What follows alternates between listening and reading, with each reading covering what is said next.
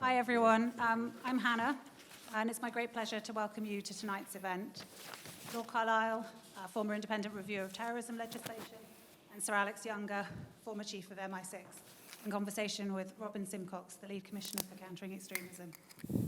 This is the first event of my organisation, the Counter Extremism Group. Having launched during lockdown, it's lovely to see so many friends and supporters in the room rather than just on Zoom, so it's really great to welcome you. I'm really delighted that we can be joined by such impressive speakers.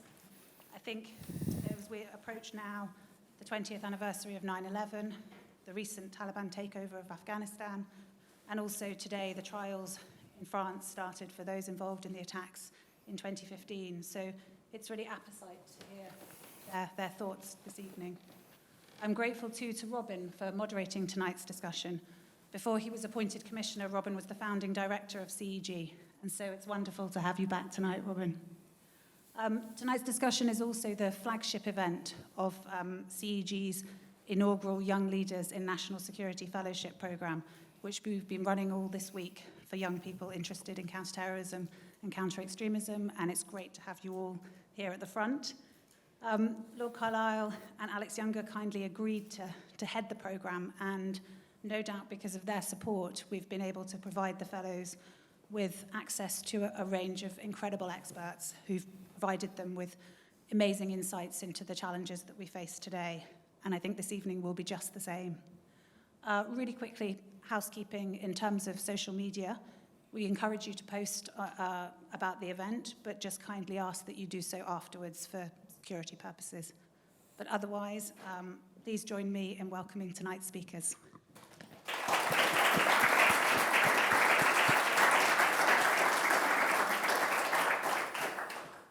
Thank you, Hannah.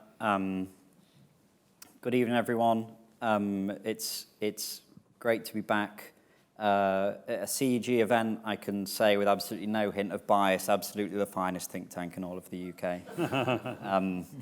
Especially since its founder moved on, perhaps.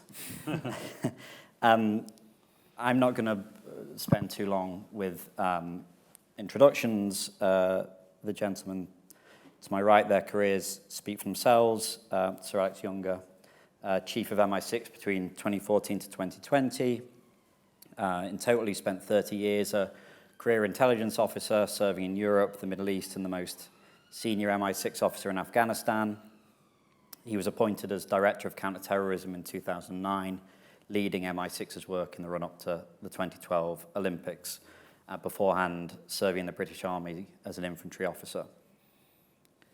Lord Carlile was appointed a life peer in 1999 and awarded the CBE in 2012 for services to national security. Between 2001 and 2011, he was the Independent Reviewer of Terrorism Legislation and the Independent Reviewer of the government's 2011 Prevent Strategy. More recently, he was the Independent Reviewer of National Security Policy in Northern Ireland. I want to start with a question about the overall threat picture.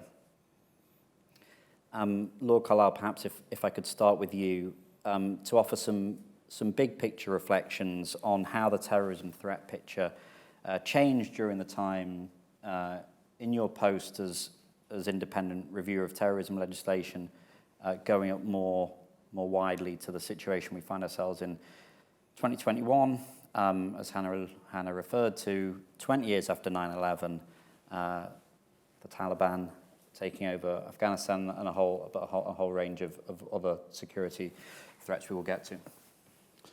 Well, as I said to our scholars the other day, I became Independent Reviewer of Terrorism Legislation at about 9:30 a.m. on the 11th of September 2001.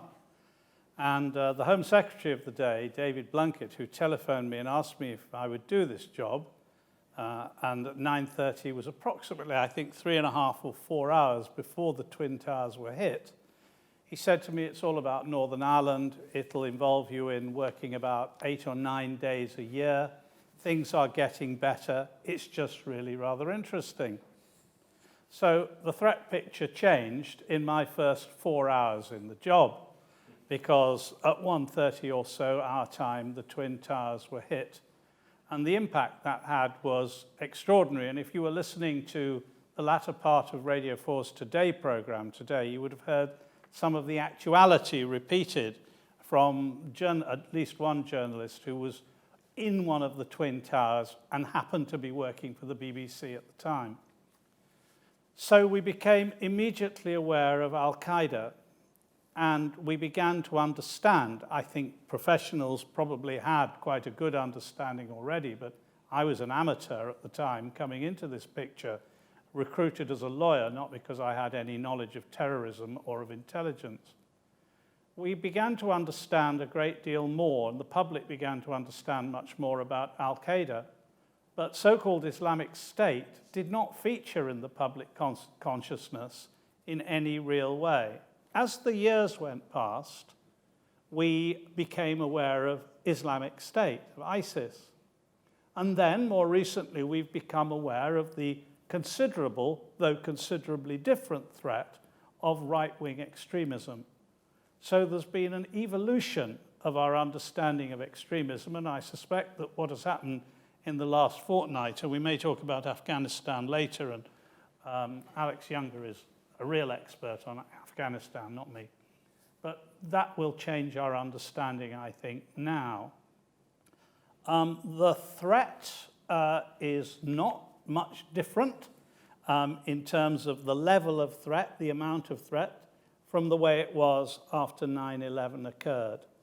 And for me, it was that 9/11 was the benchmark moment when the comfort of the end of the Cold War ended and something replaced the Cold War. And you said much the same the other day, actually, Alex. It struck a chord with me.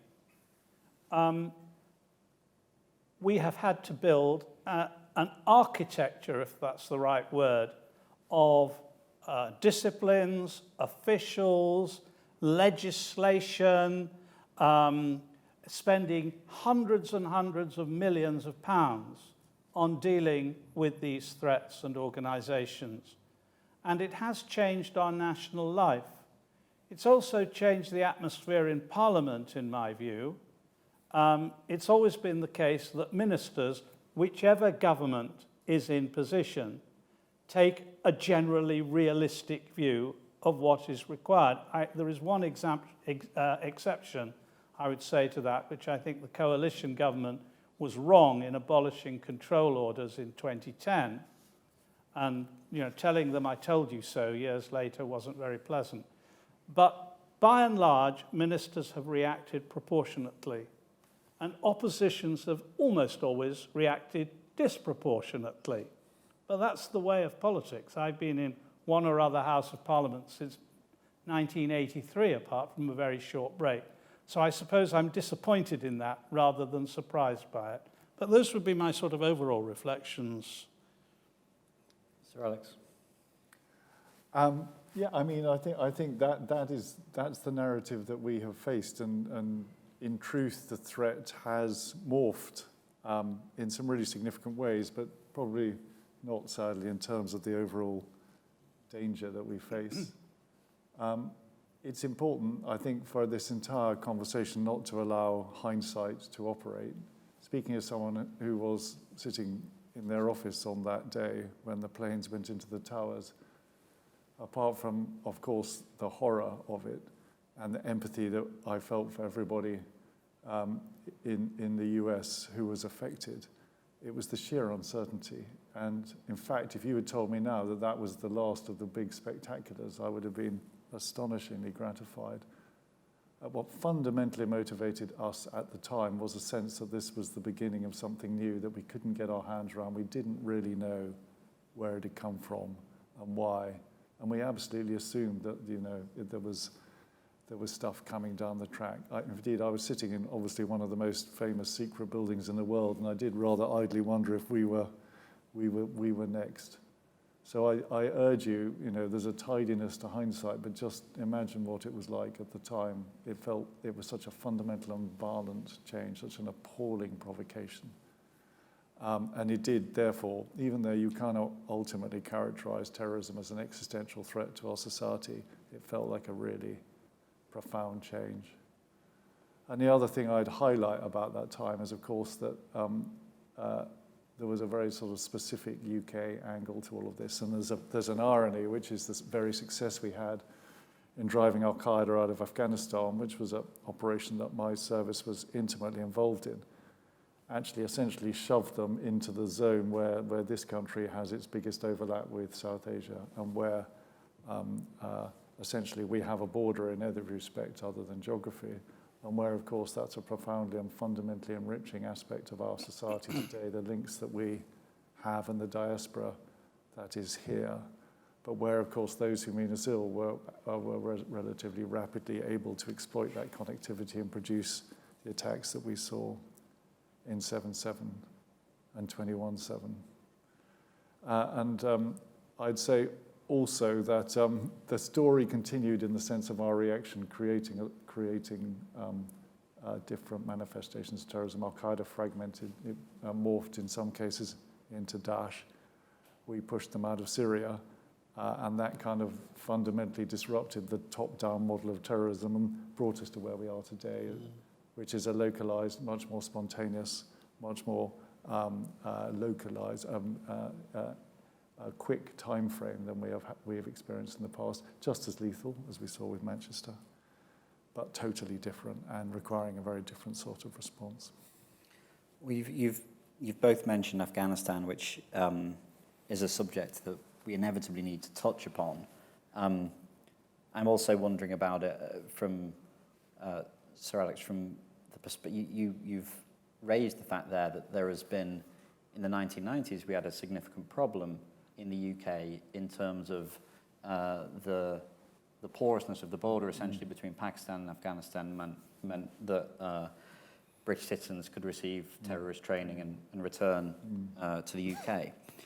I wonder if I could ask you to draw out a little bit what you think the possible implications of Afghanistan falling to the Taliban are, both for UK security and the wider fight against terrorism.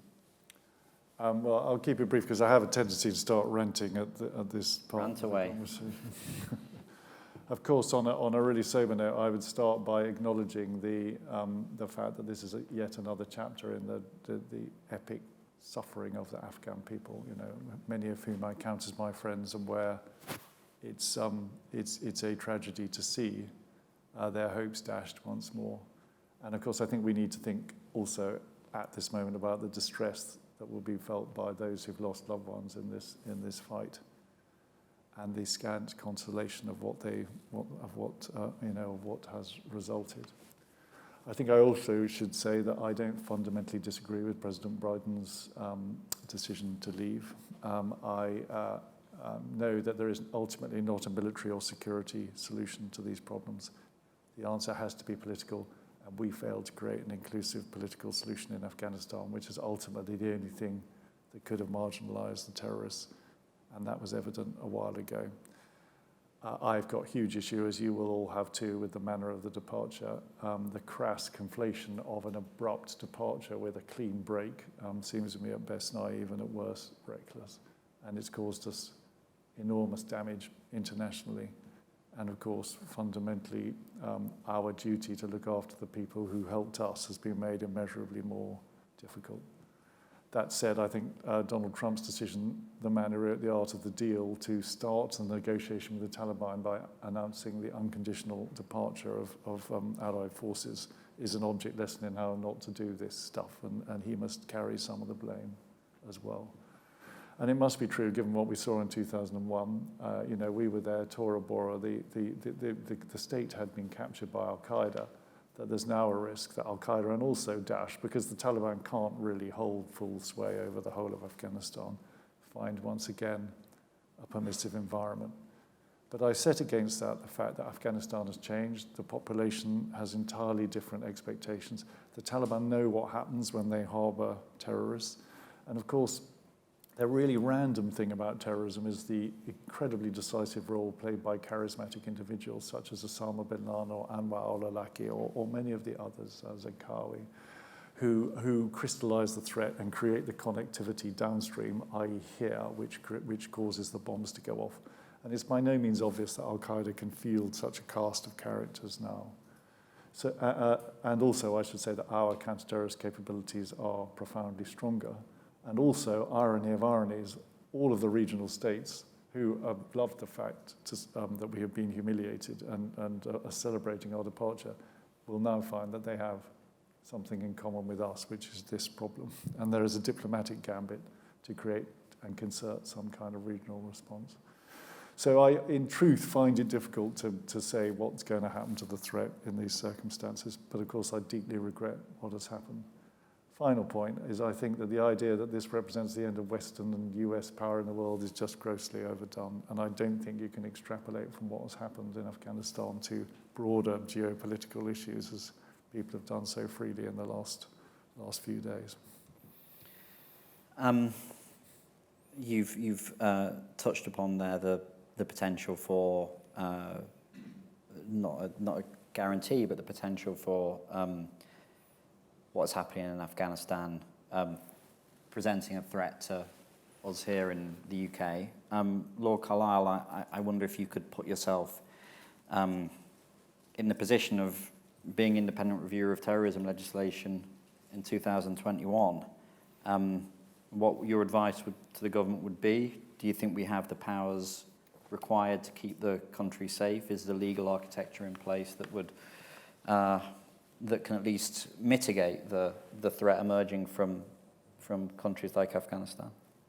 I think the first thing I would be saying to the government is something like take a deep breath and count to 10 before you do anything. Because in my view, the architecture of the legislation that is in place to deal with terrorism is broadly perfectly adequate to deal with anything that will arise from Afghanistan, even though I think that there is a risk, and a measurable risk, that there will be more terrorist events because of the chaotic nature of the new, let's call it, government of Afghanistan. The evidence for that statement is if you look at the people who are the leading members of that government, as announced today, they come from, I think 4 or 5 of them were prisoners at Guantanamo, so they obviously hate the Americans, and they come from various strains, so that Baradar, who has been the interlocutor for the Taliban in the negotiations, which have been, in my view, manfully run by the Qatari government in Doha, doesn't represent everybody in that government by any means. So it's very unpredictable. It could produce more terrorism.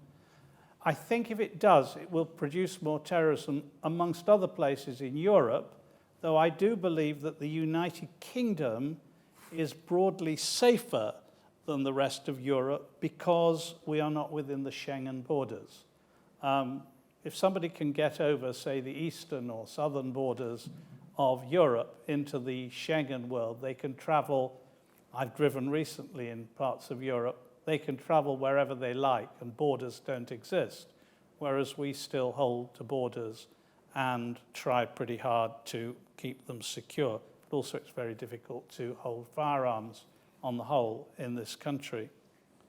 As to whether we need more legislation, there is always a temptation to all governments to say something's got to be done, therefore we must produce some more legislation. The present government has started to ensure that terrorist offenders spend longer in prison, and there's a separate debate to be had about that. I'm not convinced by the argument at the moment.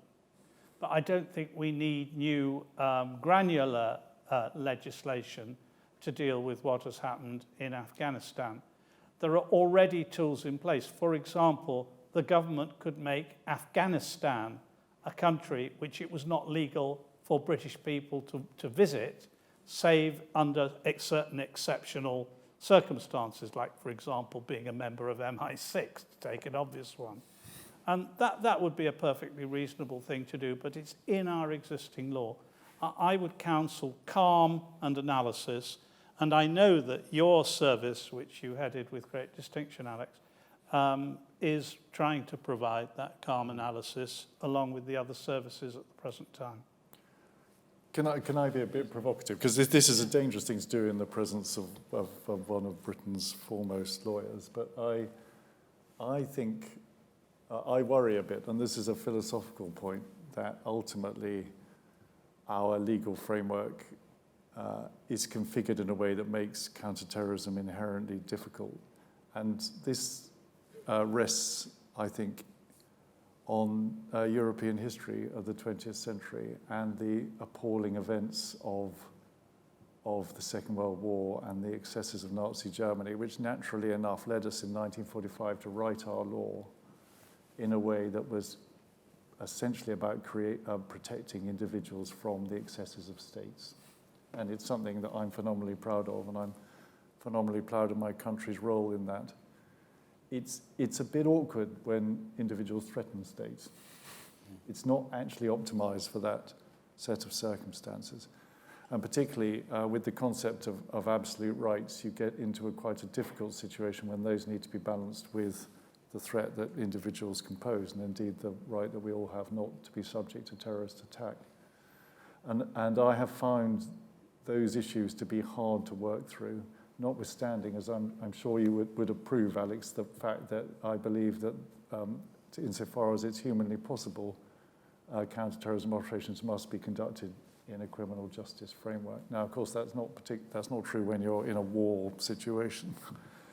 But I am given pause to thought, now I have the distance on this, about whether inherently that legal framework, essentially our 1945 inheritance, can provide the balancing dynamic that we need when we look at the rights of individuals and the rights of states. It's a huge thing to throw into a conversation like this. Yeah, we could have a 2-hour constitutional discussion about this, and it would be fascinating, at least for us, if not for everybody here. I mean, I'm very proud of our legal system.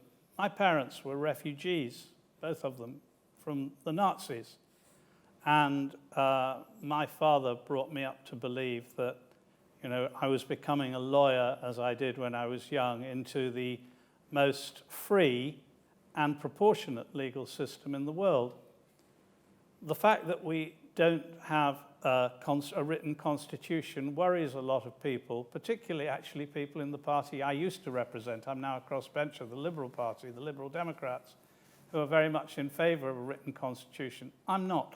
I think that we have a flexible legal system which is able to strike a proportionate balance between a rules-based way of dealing with these issues and a more flexible way of dealing with these issues.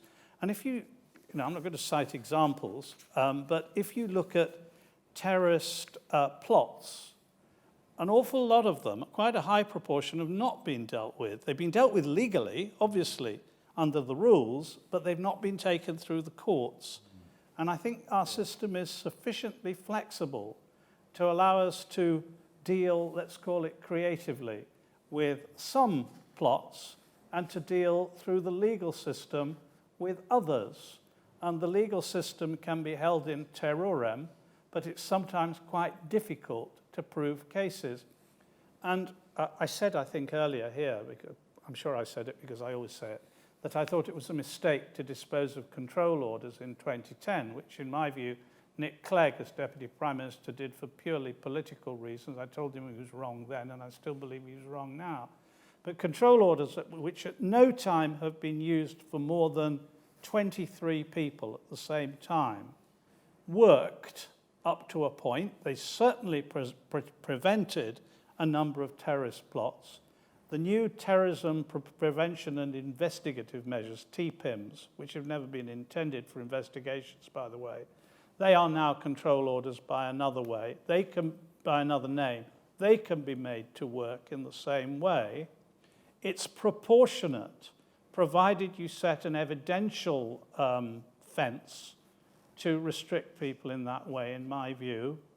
And if it's worth anything at all, that view has the support of the vast proportion, not just of the British public, but of that important part of the British public, which is our Muslim population, who are very strongly supportive of the legal measures we have, which are short of putting someone in front of a jury. Since you've brought up those legal measures, and obviously there is control orders and TPIMs are just one of the ways, aren't they, that we've the state has approached the problem of how to deal with national security threats that you can't necessarily prosecute. With the Syrian conflict, we saw citizenship stripping. Obviously, before control orders, there was the detention without trial. Briefly at Belmarsh, you've talked about some of the genesis of TPIMs, and obviously there's a whole host of other measures that we have taken in the UK. The US obviously taken a very forward-leaning approach in terms of drone strikes overseas. I wonder, though, if I could talk about another form of terrorism which is getting a lot of attention at the moment, and that's the extreme right wing. The government's begun prescribing a small number of extreme right wing organisations as terrorist groups. But some of these measures that you're talking about, Lord Carlile, TPIMs, for example, haven't been applied to extreme right wing terror suspects. With that being the case, I wondered if I could just get some of your thoughts on how you think the two threats compare, because there's a ton of attention on the extreme right at the moment. There's prominent members of the police talking about it. I think there's some political momentum behind dealing with this in Whitehall. I'm just curious as to your thoughts. For example, is it conceivable that you would see an extreme right terror suspect being placed under a TPIM? Because we haven't seen it yet. It's certainly conceivable, but, let's be blunt about this, or I'm going to be blunt anyways, as to how I see it. Some right-wing extremists are very dangerous, and they create an enormous risk. But a large number of right-wing extremists are just idiots, frankly. They are louts, extreme louts, and they are often best dealt with by using normal criminal sanctions and just bringing them up short. They lack the subtlety, including the subtlety of of course they are in contact by internet, but they lack the subtlety of the very complex internet networks that feed the thoughts of, I'll use the term because it's the common term, not because I approve of it, Islamist terrorists. And I think they're very different. Now, there is a political reason for the government emphasizing right-wing extremism, because in the government's mind, it makes it seem fairer.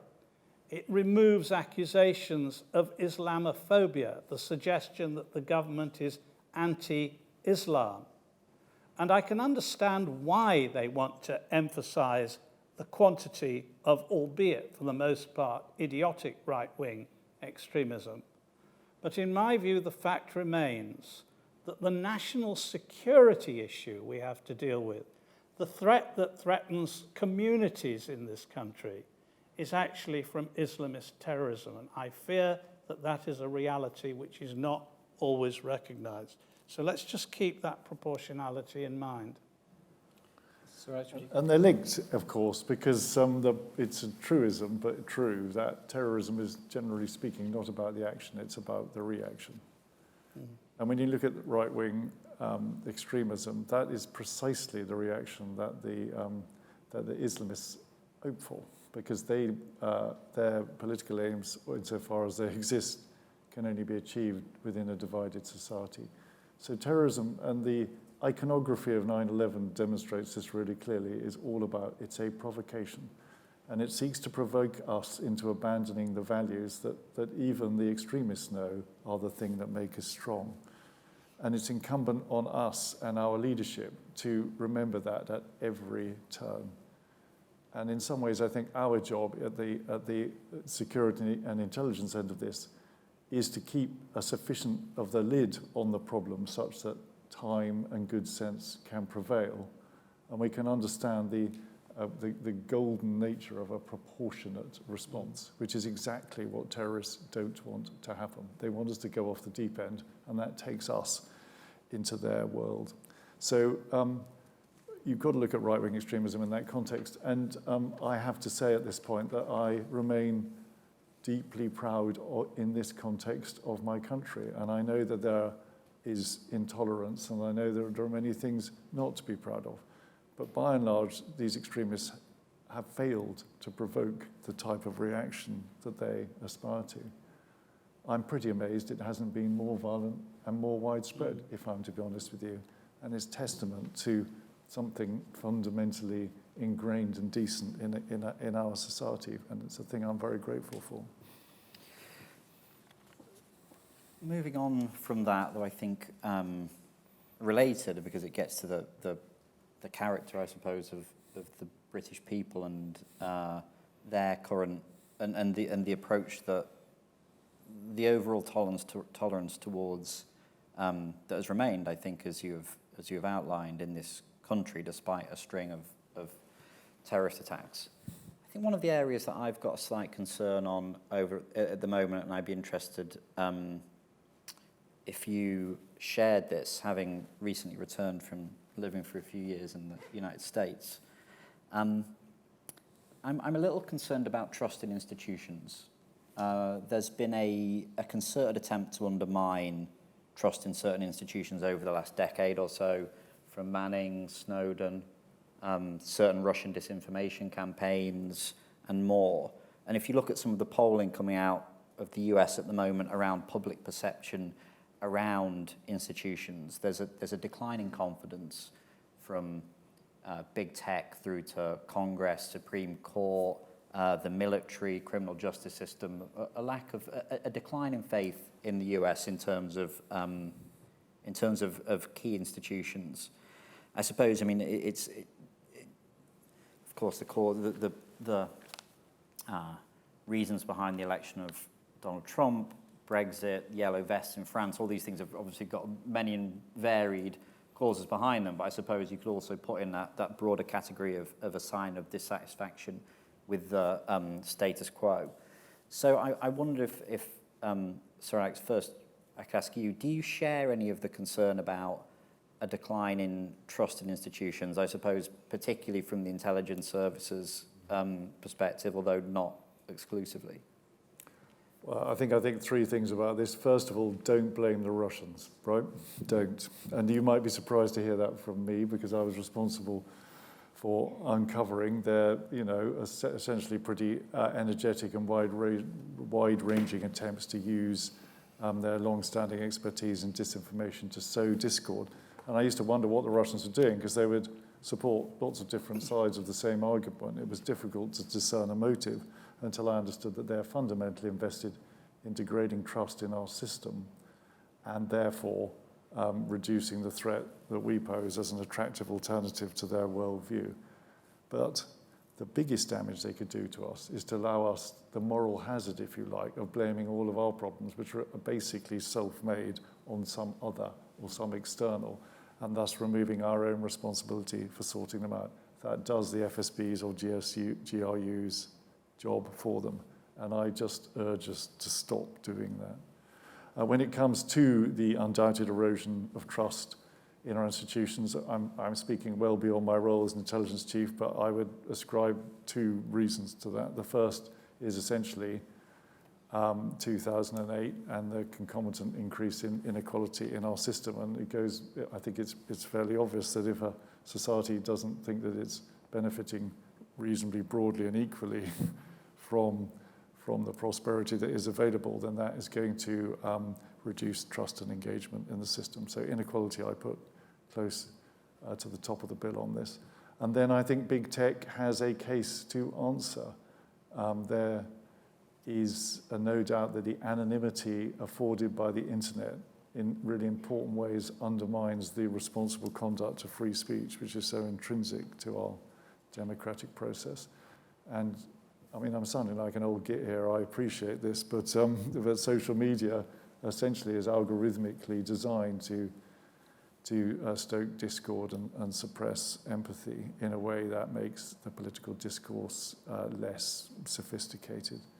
And of course, it just has provided, in the case of various famous populists, the opportunity to disintermediate entire swathes of the media. So I'm conscious it's far, far more complicated than I'm making it sound. But I think the degradation in trust, while it shouldn't be exaggerated, is real. And I think those are at least two of the factors. Lord Carlile, I've often wondered about this from a perspective regarding Brexit. I wondered if I could talk to you a little bit about the role of the European Court of Human Rights, because I've had a theory, although it remains nothing more than a theory, and not one that I could bear out with data, but that some of the sagas that we saw play out in the UK in the post 9/11 world, and I suppose you could, the original sin, for want of a better phrase, was this inability to deport a dozen or so very serious national security threats, foreign national security threats after 9/11, which led to Belmarsh and control orders and various failed attempts at deportation of various clerics like Abu Qatada. I've often wondered whether what felt like an inability by the state to be able to deport serious national security threats stoked a greater desire within the UK for sovereignty, a greater feeling of sovereignty around national security issues, and whether this had any impact at all on the decision to vote to leave the European Union, even though, of course, I know the European Court and the European Union is not one and the same thing. But do you have any thoughts on that, on the extent to which it played a role, and just that broader desire around the loss of trust in that specific institution? Where do I start? It's going to be two old gits at work. I don't accept that there has been a huge reduction in the trust of public institutions, for the simple reason that I think by and large the public have never really trusted in public institutions anyway. When I became an MP in 1983, people were mistrusting or distrusting public institutions just as much as they do today, though possibly in a different way. There were some public institutions they didn't know anything about. I was in the House of Commons when Margaret Thatcher mentioned the name of the then director of MI5 for the first time, and that was seen by the media as an extraordinary moment, because the very existence of MI5 had never been admitted in Parliament before that. She was quite radical, not always in a good way. So I think the distrust of public institutions is something we have to deal with. I think that the public are, and this picks up a theme of Alex Younger's, the public are far too trustful of the private sector, and the internet service providers are an example. How many of you in this room have signed up to either Amazon or Ocado or Sainsbury's or a retailer? Stick your hand up if you have. Yeah, it's virtually everyone in the room. Not everyone, but virtually everyone in the room. Have you ever thought about how much of your privacy you have given away just by doing that? I'm ashamed to say, because it's very middle class, that we get our groceries from Ocado. And in about November, and I'm also ashamed to say that my wife, who is a professional person, by the way, working full-time, does the Christmas order from Ocado, indeed every order from Ocado.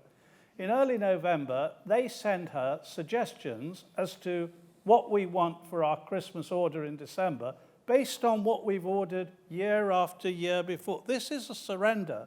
We have surrendered 95% of our privacy. We've surrendered our shoe sizes, we've surrendered our medical details, and the private sector has got away with it. I once had some people in, when I was Independent Reviewer of Terrorism Legislation, from a very well-known household name internet service provider, and I complained about some of the things that even then were appearing on the internet and not being interdicted. And the very senior guy who came to see me said, "Well, we're just a library, aren't we?" I don't accept that. I think they need to step up to the plate, and I think they should understand the threat that if they do not help us to control terrorism, then they will be the ones against whom the state will legislate and succeed, because it's much easier to stop big institutions, including companies, from doing things than asymmetric organizations. Also, another point I would mention is I do think that we suffer from far too much unnecessary secrecy in this country. And that includes the security services. Very shortly after Alex became chief of MI6, you made a speech, I think, in St Andrews University, your alma mater, and it was a most revealing speech, and it attracted correctly a great deal of attention, because not only was Alex Younger, the chief of MI6, behaving like a normal human being, but he was actually giving a bit of information about MI6. It wasn't very detailed, but it was about 3 times as much as any chief had given before. Robert Hannigan, when he was head of GCHQ, contributed, in effect, a document to the papers that came before Parliament as the precursor papers or the accompanying papers to one of the terrorism bills, in which he gave a hypothetical example as to why the security services and GCHQ needed bulk data. And the parliamentarians who saw this all sort of nodded their head, because at last they understood something of what was going on. You really I don't know if you've read it, Alex, but I read a very entertaining thriller written by Bill Clinton and someone else called The President's Daughter. It's a great page-turner. You can read 500 pages in 2 days. And the danger is that people will get their knowledge from the security services, not just from John le Carré, but from Bill Clinton, for heaven's sake, in a thriller about an ex-president's daughter disappearing. And I think that the security services, as you did, as Robert Hannigan did in the example I've given, could tell the public, and particularly politicians, much more, so they had a greater understanding of what is being done and might be more trusted by the public. Can I just emphasize the data point, because I think it's extraordinarily topical in the context of the far more spontaneous and fast-moving localized threat that I described earlier. And if we are to have any chance of getting in front of those types of attacks, it will only be through the proportionate and necessary but fast and effective manipulation of data to reveal significant links on a timescale that is concomitant with the attack planning. And this makes it fundamental that there is political leadership and that we win the conversation, which allows us to be trusted to be able to handle data at scale in the way that Robert so carefully set out. And where I think hitherto that conversation has often been captured by extremes on both sides, and where, of course, the revealed preferences or revealed fears are wildly at variance with what we're actually prepared to let private sectors, companies hold. So, if there's one thing that I would want for Christmas on this, it's a proper conversation about data and a recognition that in this environment, it's the thing that will keep us safe. Can I just answer your question about the European Court of Human Rights? Because I meant to, and I'll answer it briefly. I think the European Court of Human Rights, if you forgive me, Robin, is a red herring in this discussion. The European Court of Human Rights, for a start, is hugely inefficient. If you take a case to the European Court of Human Rights, you're lucky if it's dealt with in 3 or 4 years. So the case has become irrelevant, generally, by the time it's dealt with. Its value, and we have in the audience somewhere William Shawcross, whose father, the great Hartley Shawcross, was involved in the creation of the European Convention on Human Rights. The value of the convention is that 43 countries, some of which have pretty dodgy governments, are members of the Council of Europe, which is the owner of the Convention on Human Rights. And it's better that we should have such an organization than not have it, because we have a moment of insularity because we've just left the European Union. We have about 20 minutes for Q&A. If there's any hands up from the audience, I am happy to go. I see a hand over there. I believe that's Duncan Gardam. Can you ask them to give their name? Hi, this is a question for Sir Alex, actually, a topical one, I hope. How does he feel about watching Haqqani take a place in the Afghan government today? I think that's this Alex. We're both Alex. Sorry. Yes. Sorry, question, what do I think of the new Afghan government? Haqqani taking the place as, it was Interior Minister, I think. Interior Yeah. Minister. I mean, it's a depressing lineup, but it's not wholly surprising. I think the Taliban, as I say, are enthralled to a particular ideology, a particular history, which has got real valency with an Al-Qaeda view of the world. And I essentially have quite low expectations, at least of their initial decision making. But I am interested by the fact that they've got the problem now that we had, which was that we failed to create an inclusive government and therefore to marginalize the people that threatened us. I'm pretty sure they're going to have the same problem. So when they talk about the need for an inclusive government, to some extent, you know, it's a bromide thrown at the West to make us calm down. But they have actually got that problem. They're, of course, not representative of the entirety of Afghanistan as essentially Pashtun militant nationalists, amongst other things. But nor, indeed, as an organization, are they homogenous, and they comprise a pretty broad range, a broad spectrum. And in fact, one of the surprises I've had over the last few weeks is to see them behaving in a comparatively disciplined and uniform manner as compared to what I would have expected. So they're going to face this inclusivity problem. We need to work out the incentives, the sticks and carrots that creates for us, primarily and of course overwhelmingly in what must be our main objective, which is to seek to prioritize the humanitarian aspects and the welfare of the Afghan people. But I suppose slightly depressingly, it's been jobs literally for the boys this time round, and depressingly unsurprising. Questions I should have specified, by the way, if you could say your name and, of course, question rather than comment, ideally, please. So I've got two from this side, gentleman here on the left in a stripy shirt, and then I think Lizzie behind. Thank you. Thank you. Thank you very much to the panel for some really interesting thoughts. My name's Ali Drabu. I had some questions kind of about the trust in institutions point, especially relating to kind of the security services. And I think obviously Lord Carlile kind of mentioned the point about openness. And I think one of the questions I kind of want to ask to both of you is the question around intelligence oversight in this country, and the extent to which, one, whether you consider that the current oversight mechanisms are sufficient, and two, the extent to which we can kind of improve them. And as we've seen in the past, there has kind of been a politicization, particularly with the Intelligence and Security Committee, as we've seen with the delay with the release of the Russia report, the removal of Julian Lewis, having the whip withdrawn from him. So in a sense, how can we kind of make that a more robust process that combines both a sense of trust and also maintaining kind of the secrecy that's needed for these organizations to continue the work they do? Right. Right, okay. The Intelligence and Security Committee,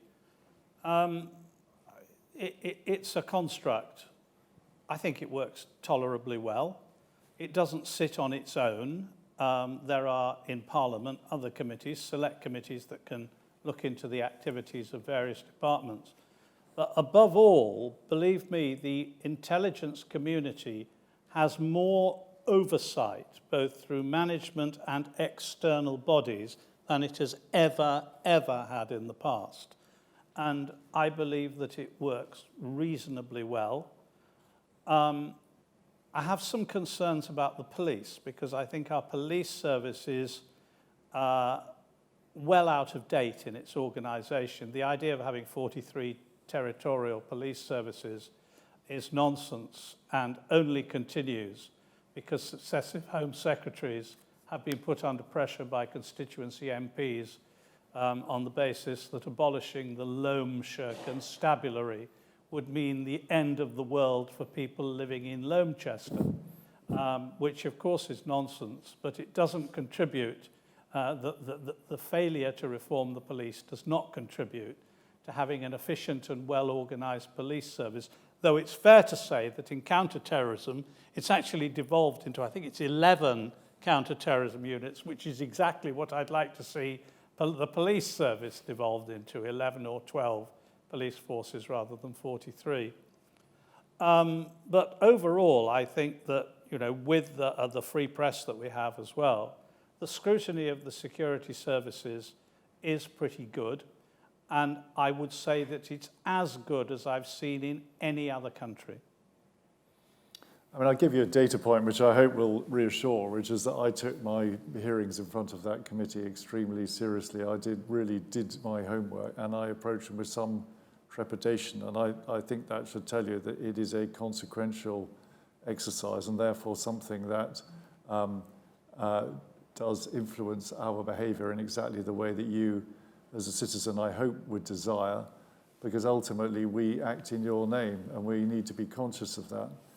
And I'm conscious, even though, of course, palpably it's frustrating sometimes, those dialogues, my ability to bring to life the real complexity of a frontline terrorist operation in an air-conditioned or heated room, where there's stuff for lunch. It's hard to do, but I admire the way that the committee brings bring themselves to those conversations in an open-minded but values-driven way. And fundamentally, I'm conscious of the fact that our legitimacy and our license to be secret depends on a mechanism like that. And broadly speaking, therefore, I agree with Alex, it works. So I'm Lizzie Kitto, Prevent. I have somewhat of a selfish question, actually, to guide my own practice. You all touched upon, particularly Lord Carlile, the idea of the term Islamist, and I know this is somewhat of a controversial term. I'm curious as to your preferred terms, or whether or not you think this is an appropriate way to address an issue. So I'd just love to hear your thoughts on that. Well, there's someone in the audience today who I heard the other day saying it's absolutely pointless trying to, I hope I summarized correctly, it's pointless trying to change the term, because if you ask Muslims what they're talking about, they talk about Islamists. And, it's just come into the language. It's not a term I would have chosen, but it's a practical and working term. And I don't think we should indulge ourselves in artificial political correctness in order to change it.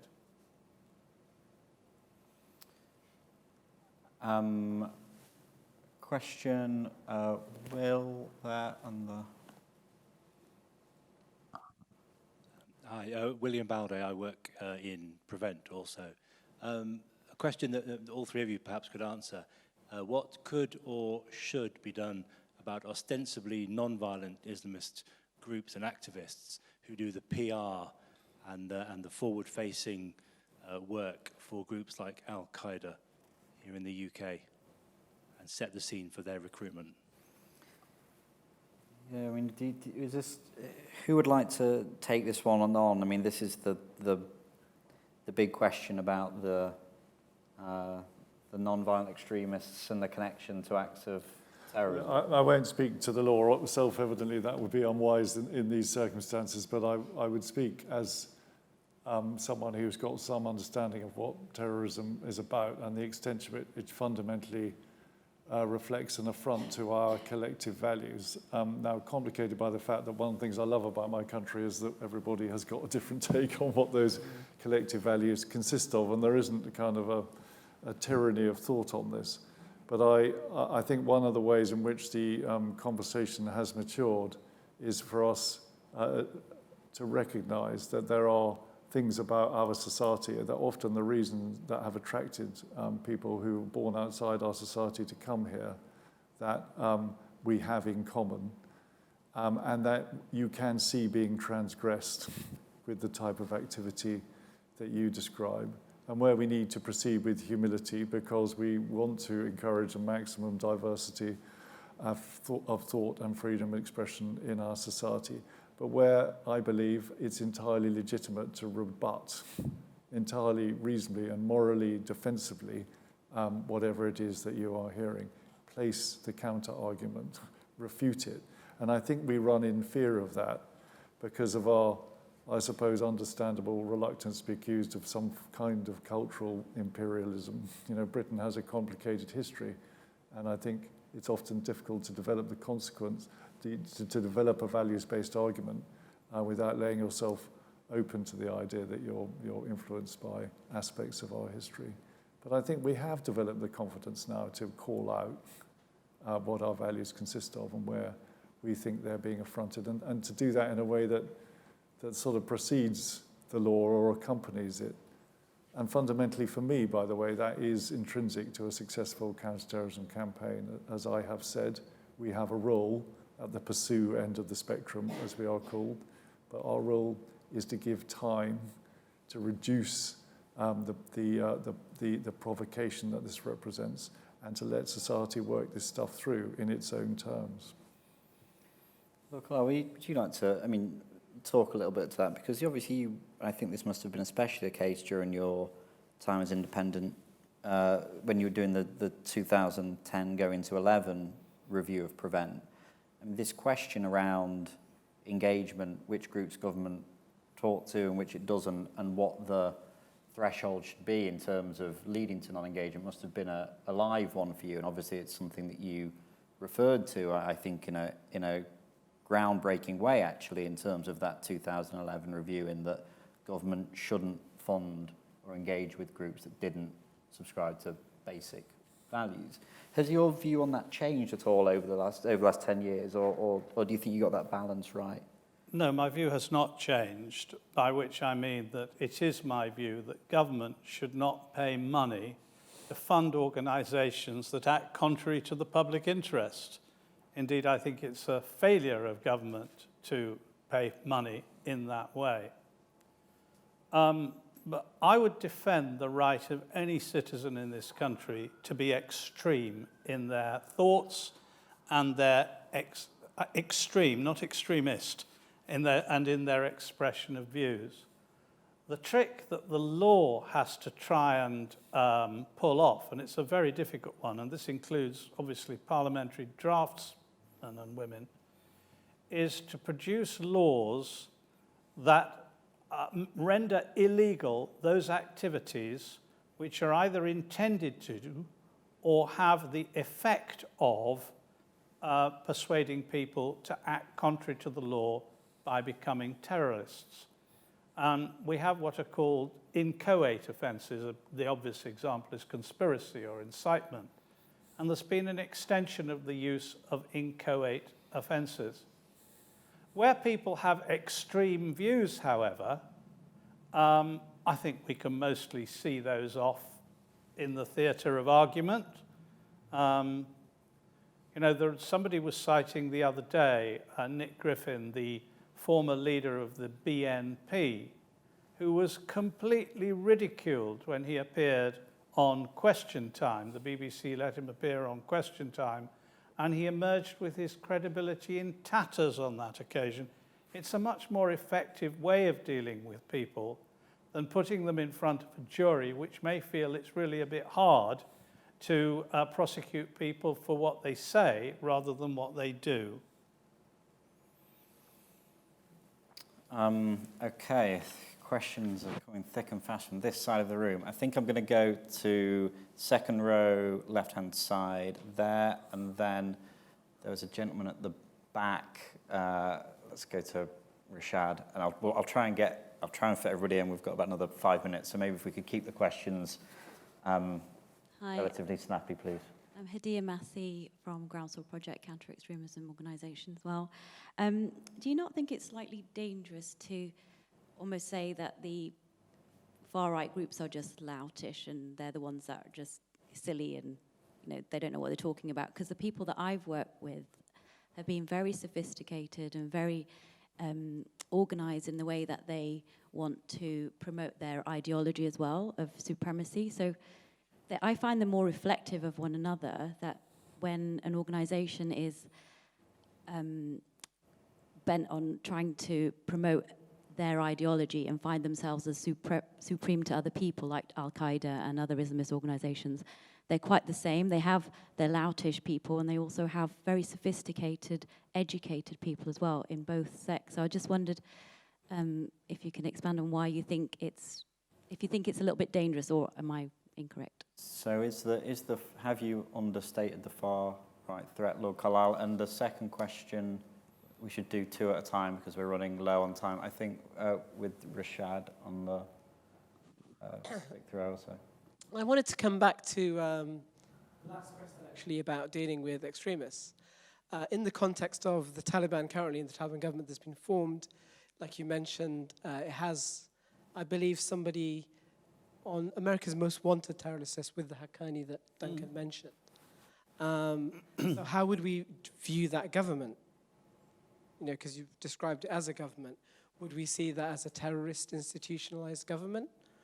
How would legally do you think we should designate it? And then how do we then look at its supporters?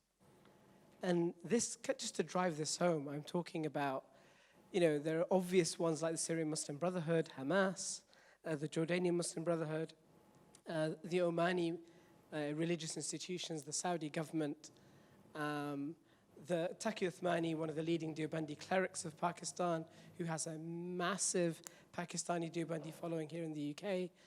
And I could mention and reel off a number of Deobandi senior scholars in the UK who have all lined up behind the Taliban and said we should more than just give them a chance. They're actually moderates. How do we then look at tackling that in the context of how you define the Taliban government? Okay. Oof. Good luck.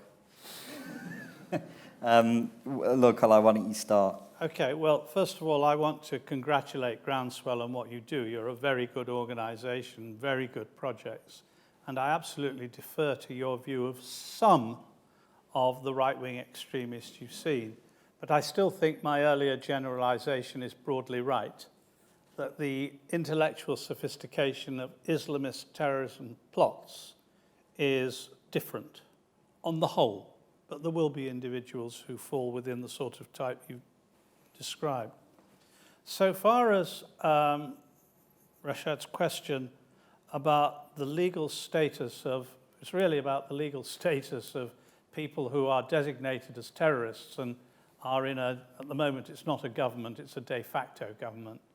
Well, if he travels to a country, another country, he should be arrested in that country as a criminal, as a terrorist, because there is an international obligation under a United Nations resolution that's been in existence for a very long time now, that terrorism knows no borders and that people should be tried for terrorism offences where they can be caught and tried. There are no jurisdictional rules of the kind that apply, for example, to fraud cases. So I would expect that particular person, the Interior Minister of Afghanistan, if he were to come to the United Kingdom, for example, to be arrested, held in custody, and tried for terrorism offences committed in the past. The problem arises, and this is one of the real legal difficulties, is if, as seems likely in due course, we recognize, or the Americans recognize, the Taliban as the illegal government of Afghanistan, because then immunities apply to ministers and officials of such governments. You probably had diplomatic immunity as chief of MI6. In fact, I'm sure you did. You know, so it's an important issue. Immunity is defined under the Vienna Convention, and it's quite a sophisticated body of law. But there are exceptions to immunity, and there is the possibility of people, for example, being brought before the International Criminal Court or domestic criminal courts, even if they have the appearance of immunity. So I think life is going to be very uncomfortable, if they care, for any Taliban ministers who have been designated as terrorists who are the subject of Interpol red notices. And I think they need to know that. They're not going to be appeased in any way, and I think it's been a serious mistake by the Taliban to appoint the man concerned as their interior minister. I'm going to definitely run out of time. So what we're going to do is we're going to do the two last questions. Gentleman there, the glasses, second row. Gentleman behind him, seventh or eighth row. And then I'm afraid we're out of time. So we'll go gentleman at the back, then gentleman second row first, gentleman at the back afterwards. And then we're out of time, I'm afraid. Thank you. Hugo Williams. Sir Alex, you said that the important thing about terrorist acts of terror was not the action, but the reaction. So what role do you think there is for intelligence agencies, being experts on terror, to influence or determine the reaction by government, by the media, and by the general public to acts of terror? Thank you. My name is Caelan Robertson, I'm director at Byline TV, and a lot of very left-wing media have started thinking that, Prevent is very unfashionable over the last few years, and despite that being silly in a lot of ways, it has led to a lot of political pressure against Prevent, which I personally found quite worrying. Do you think that will always be the case, or do you think there's anything that can be done to kind of, fix a lot of those relations, or do you think, that it'll always be the case? Well, look, briefly on the reaction point, we tend to operate in most counter-terrorist situations in a pretty collegiate fashion. All the voices around the table. There's an operational lead, normally accorded to MI5, with the police. But I have found the conversations about the broader consequentials invariably to be pretty thoughtful, and actually the instincts of most politicians to very much accord with what I've said this evening about the need not to let the terrorists set the agenda. So in a sense, we have a role, along with everyone else, to right-size that. On Prevent, I would simply say, notwithstanding the controversy that has attended the programme, that it's ultimately, I think, rather more important than Pursue.